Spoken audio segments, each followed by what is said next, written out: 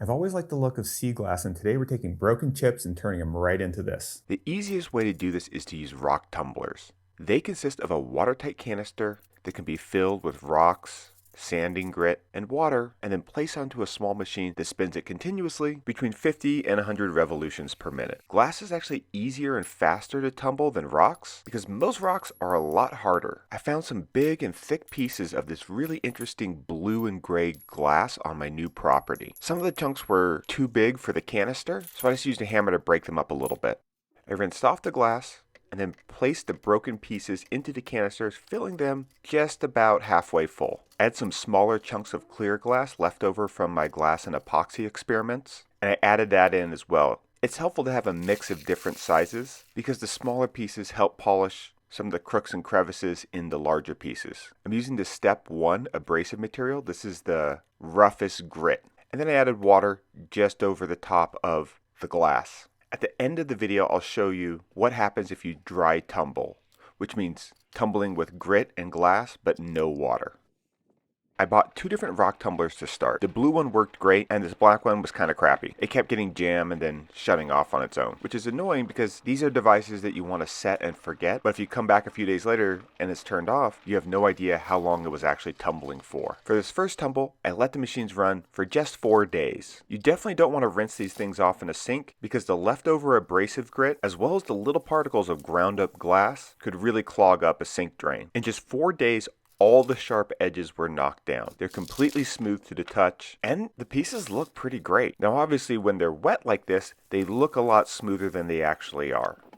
And when the pieces dried off, I had a better understanding of the finish after just 1 tumble using Grit 1. There was a few deep little nicks that didn't quite get polished out. Nothing that you could cut your finger on, but noticeable visible imperfections when the pieces are thoroughly dried.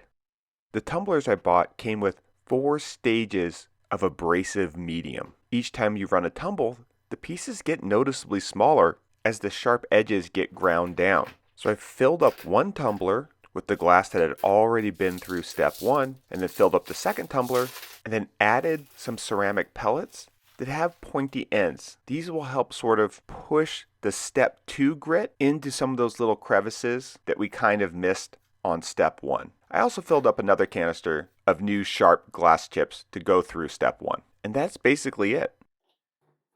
It takes about 3 to 4 days to tumble each batch. You progress from grit 1 all the way up to grit 4, and you'll see the pieces get subtly smoother, smaller, with a finish that progresses from a rough matte to more of a smooth satin. Now for me, I want to make large quantities of sea glass to use in landscaping and large furniture builds. So for my purposes, the point of diminishing returns is after grit number 2. I think this gets it plenty smooth to have a nice aesthetic. I'm not sacrificing a lot of size, and I can do a batch within 1 week. But when I say I want a lot of sea glass, I really mean it. So I'm starting to experiment with making wind-powered glass tumblers. And I'll show you how I did it and how the test worked out in a future video, so make sure you subscribe. Now for these wind-powered tumblers, they're going to have to run for a really long time, and there's going to be static points where there's no wind, and therefore the canister isn't turning. So that's why I was interested in doing some